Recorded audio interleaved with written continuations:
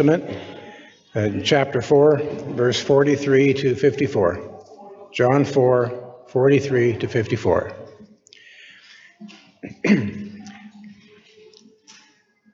After the 2 days, he left for Galilee.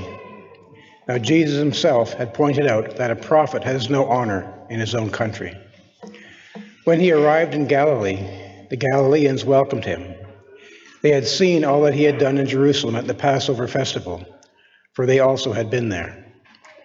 Once more he visited Cana in Galilee, where he had turned the water into wine. There was a certain royal official whose son lay sick at Capernaum. When this man heard that Jesus had arrived in Galilee from Judea, he went to him and begged him to come and heal his son, who was close to death. "Unless you people see signs and wonders," Jesus told him, "you will never believe." The royal official said, "Sir, come down before my child dies."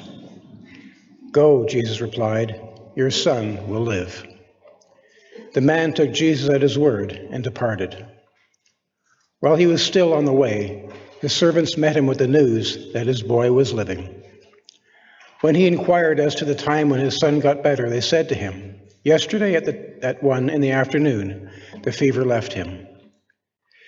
Then the father realized that this was the exact time at which Jesus had said to him, "Your son will live." So he and his whole household believed.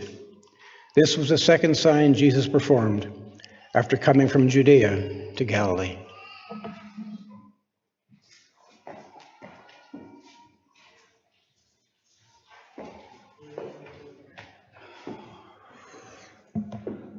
Good morning, church. Pleasant morning to everyone. My task today is to deliver a lesson from the book of John, chapter 4, verse 43 to 54. In connection with our lesson series on evangelism, before I start with my sermon, I would like to share the observation of someone regarding the request of the rich man in torment for Abraham.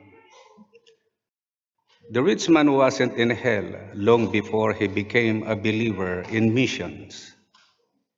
In Luke chapter 16, verse 27 to 28 tells us, he answered, "Then I beg you, Father, send Lazarus to my father's house, for I have 5 brothers. Let him warn them, so that they will not also come to this place of torment." In our text today, John started out by telling us of Jesus' miracle in Cana. He started with the miracle of water to wine. Cana was the location of the first miracle of Jesus, and he was becoming very well known in that region. Jesus healing a royal official's son in Galilee, this is the second of Jesus' 7 miracles in the Gospel of John. The story teaches the importance of faith or trust in God. We come to Christ by faith and trust in Him. Let's now dig in. The man and his need. In different versions of the Bible, he was called nobleman, royal official, official. In the NLT translation, government official in Capernaum. A high-ranking official, he was a man of power and influence. He was a man of authority, and possibly he was a man of great wealth. But aside from whom others sought to be, he was a loving, caring father. He was a father whose son was sick at home and near death. The man was in great need because his son was near death. As a man of authority, he could have demanded that the doctors do something for his son. As a man of wealth, he could have afforded to pay for their service.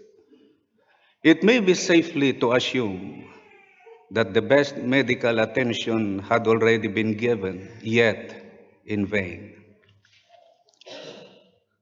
Death is no respecter of persons. Even the wealthy get sick and die. The need was desperate. The need was total. The need was beyond the official's ability. The official needed a miracle. The official needed Jesus. The reality of human need. No one is exempt from having some type of need. Needs confront everyone from the powerful to the weak. Accidents happen. Illnesses come. Diseases strike. Suffering grips. And death overtakes.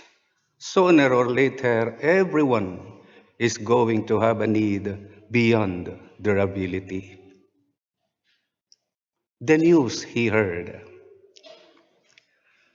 Reports reaching this man brought to him hope. We are not informed how he heard the news. Might have been brought by a friend or by a servant. We are not told, but we do know that because of what he had heard, he called upon Jesus. The most important thing is that he heard of Jesus. Are people hearing Jesus from you? In the book of Romans, chapter 10 and verse 14, tells us, how then can they call the one they have not believed in? And how can they believe in the one whom they have not heard? And how can they hear without someone preaching to them? Outreach Magazine, February 6, 2023 issue, entitled Natural Ways to Share Jesus to Others. Part of findings of a new study commissioned by the Discipleship Organization, in a statement included in the research, Barna Group President Kahneman said, and I quote, even after they are committed to sustaining resilient faith, we must persuade younger Christians that evangelism is an essential practice of following Jesus, about the calling to share their faith with others. Evangelism isn't just about saving those who need saving, but reminding ourselves that the kingdom matters, that the Bible is trustworthy, and that Jesus changes everything. The Bible puts it like this. In Colossians chapter 4, verse 5 to 6, be wise in the way you act toward outsiders. Make the most of every opportunity. Let your conversation be always full of grace, seasoned with salt, so that you may know how to answer everyone. He went to him because he reached the point where he knows there's nothing he can do and no amount of money or power or human authority is going to help. He went to Jesus. The journey from Capernaum to Galilee was about 21 miles. It would be a full day travel to see Jesus. Of course, there's no vehicle yet that time. He could have sent his servants to go to find Jesus and ask him to come to his house. As a man of authority, he could have demanded that Jesus come, but he made the journey himself. When he arrived in Cana of Galilee, he walked through the streets. He pushed through the crowds of people. He put aside his own possession and pride. He did not give thought to who he was and what he was. This man, who was probably used to giving orders and being in charge, has been reduced to a beggar, and begged him to come and heal his son, who was close to death. He gave no thought to who he was or what he was, to seek that for which only Jesus himself could provide. The plea is urgent. The official is showing the reality of his desperation. He left the side of his dying son He traveled at least a day to find Jesus. He begged Jesus for help. He would not stop his plea for help. The action of the official. The official takes action. He hears about Jesus being in Cana. He gets up and goes to Jesus. He begged Jesus to meet his need. The official had planned to get Jesus to come with him. He believed that Jesus could heal his son, but he did not believe that Jesus could heal his son at a distance. He wanted to see Jesus heal his son with his own eyes. He didn't get what he planned. What he got was Jesus' word. Jesus rebuked the man. He said, unless you people see signs and wonders, you will never believe. We live in a culture today that says seeing is believing. This means people need evidence to prove the existence of something true. In our court systems, evidence produced can convict a person of an alleged crime, and lack of evidence goes to be dismissed. Evidence gives us eyes to see the truth of something, which leads us to believe. When we say believing is seeing, this runs counter to our culture, but is perhaps the foundation of faith.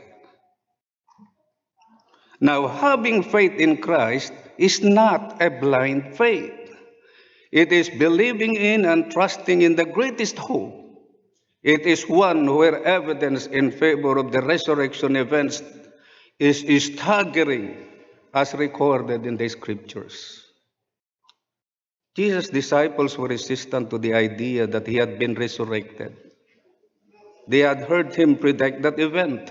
In John chapter 2, verse 19 to 22 tells us, Jesus answered them, destroy this temple and I will raise it again in 3 days. They replied, it has taken 46 years to build this temple and you are going to raise it in 3 days. But the temple he had spoken of was his body. After he was raised from the dead, his disciples recalled what he had said. Then they believed the scripture and the words that Jesus had spoken. They'd seen him raise others from death. In John 11 and verse 43 to 44, when he had said this, Jesus called in a loud voice, Lazarus, come out. The dead man came out, his hands and feet wrapped with strips of linen and cloth around his face. Jesus said to them, take off the grave clothes and let him go. In John 20 and verse 17 to 18, Mary Magdalene had seen him alive.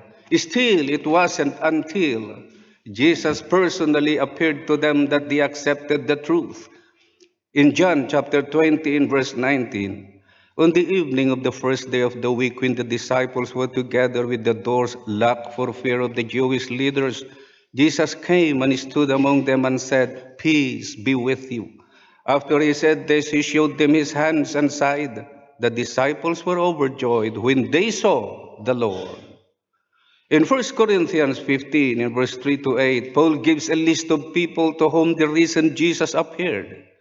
These witnesses to the resurrected Jesus include the Apostle Peter, James, the brother of Jesus, and most intriguingly, a group of more than 500 people at the same time.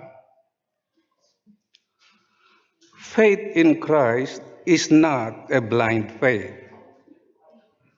It is believing in and trusting in the greatest hope that God became man, lived a perfect life, died a sacrificial death for your sins, and rose again to glory so that you could have eternal life. What have this gentle rebuke to do with the man? What is Jesus driving at? The Lord is saying that there is a faith that is more noble than this. Believe and thou shalt see. A lame faith is always in the lookout for the crutches of signs and wonders. In 2 Corinthians chapter 5, verse 7, for we live by faith, not by sight. This verse means to trust in God and live according to His promises, even when you can't see them. Someone said, faith is taking the first step even when you don't see the whole staircase. Our belief must not be based upon what we see with our eyes.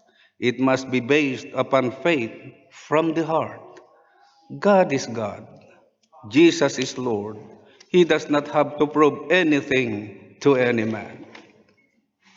Faith is not a blind stab in the dark. Faith is not just believing something because it sounds good. Yes, it is believing in some things we cannot see, but we believe in things we cannot see because of things we have seen. Christians don't follow Christ just because they hope they might get lucky in so doing. It's not about beating the odds or choosing Christ just in case He's right. Faith is not belief without proof, but trust without reservation.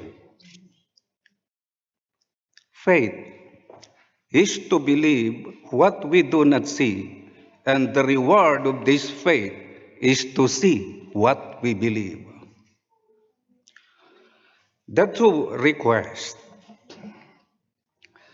The man asked Jesus to come to his home. The man asked Jesus to heal his son. Jesus answers the first request, come. Jesus tells the man to go, to return to his home. Jesus gives the man a specific charge to complete. This is an act of faith. Jesus answers the second request, heal. Jesus tells the man that his son will live. Jesus gives the man a specific promise to believe. This is an attitude of faith. When Jesus states that his son will live even without coming to Capernaum, this moment constitutes a faith where a man transitions from seeking signs to trusting Jesus' word. The man no longer asks but rather follows the instruction of Jesus. He puts his faith into action. It is a powerful statement. He gives the man no sign. It is just his word. The man offers no arguing or pleading. There is no insistence for a sign. Jesus' word is enough. The man believed the word. God's word was all the man needed. The nobleman took Jesus at his word.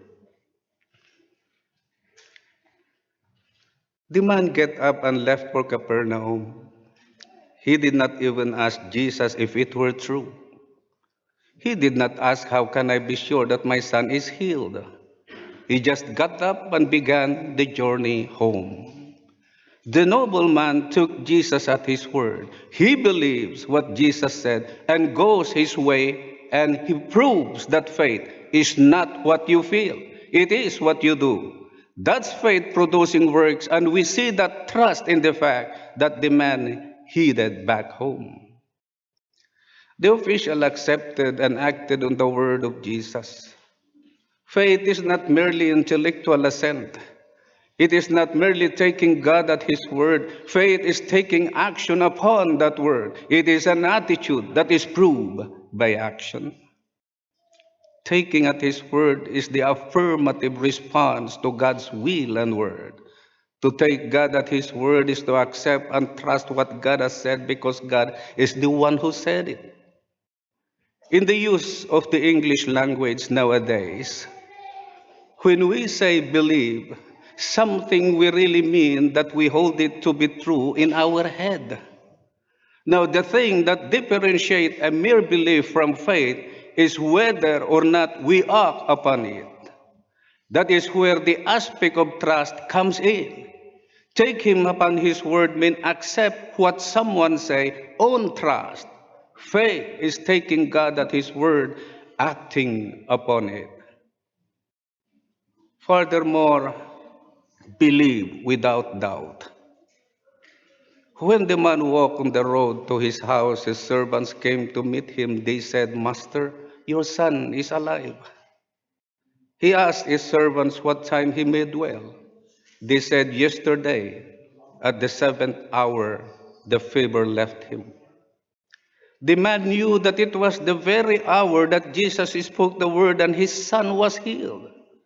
The man had not doubted that Jesus had the power to heal. He did not doubt that it was Jesus who had healed his son. There are so many people today whose hearts are filled with doubt. They doubt if Jesus really the Son of God. They doubt if he really died on the cross and has the power to save us from sin.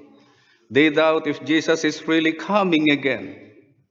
Many have hearts that are filled with doubt concerning their salvation.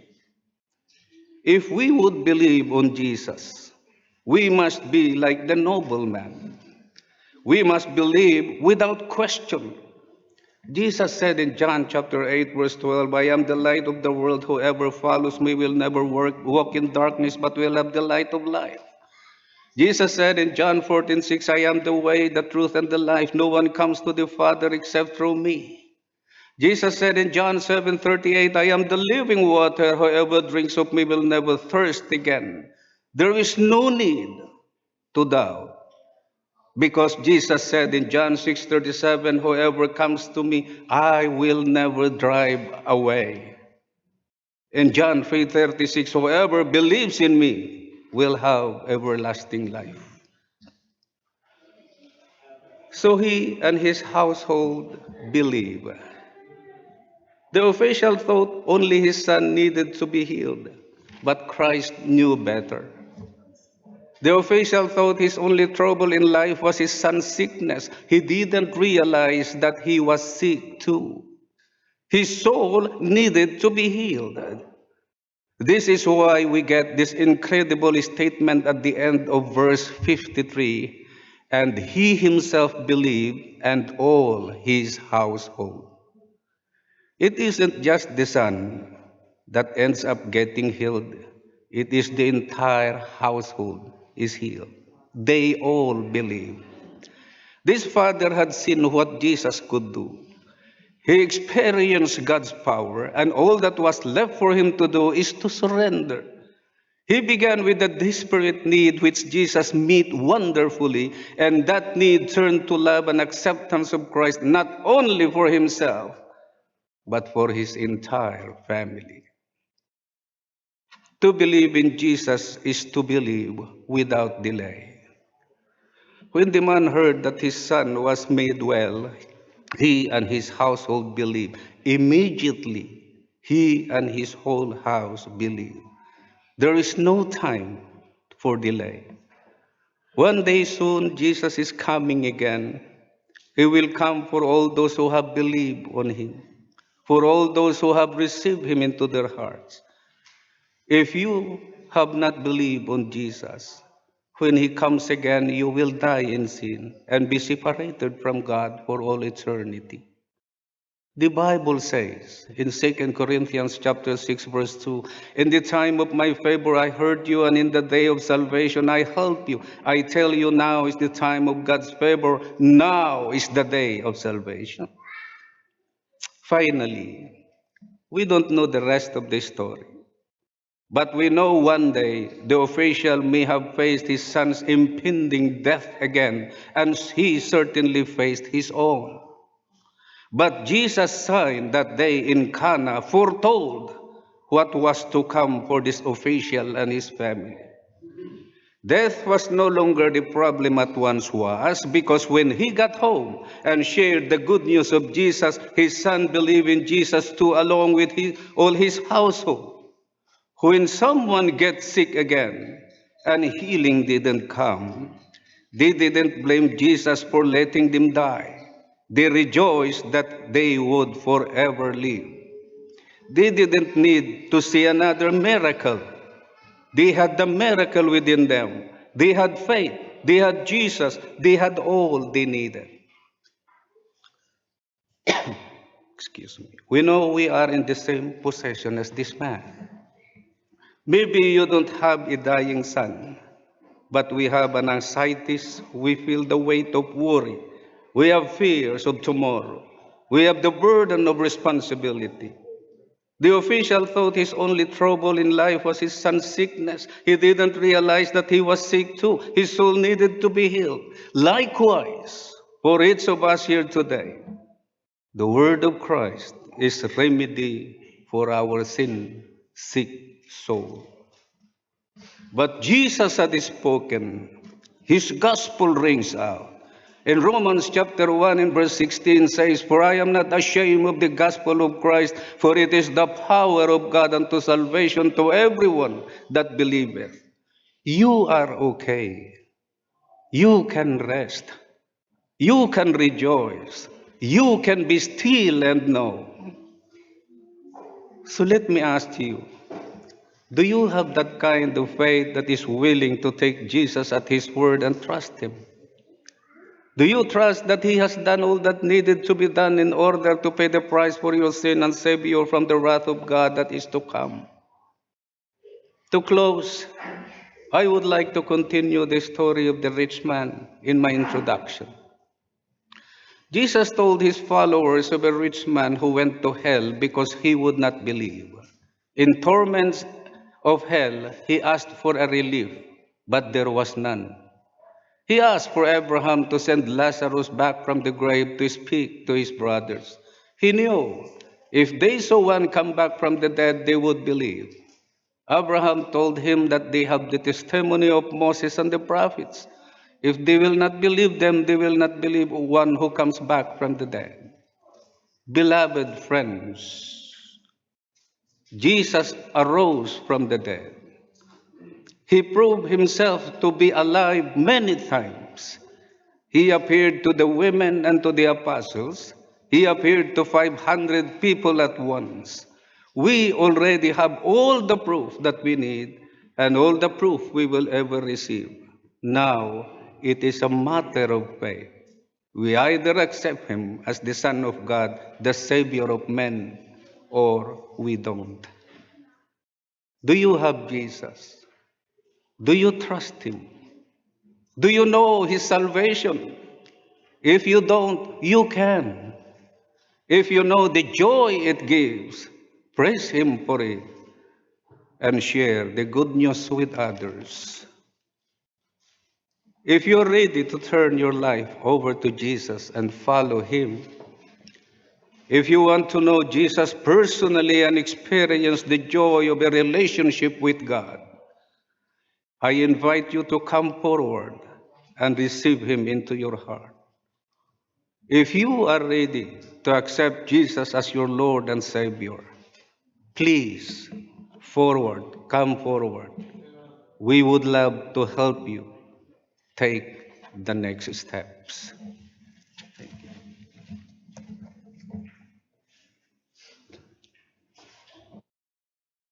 Let's stand and sing together. Thank you, Raleigh. Some trust in chariots. Let's try that again. You guys got to be on the alert.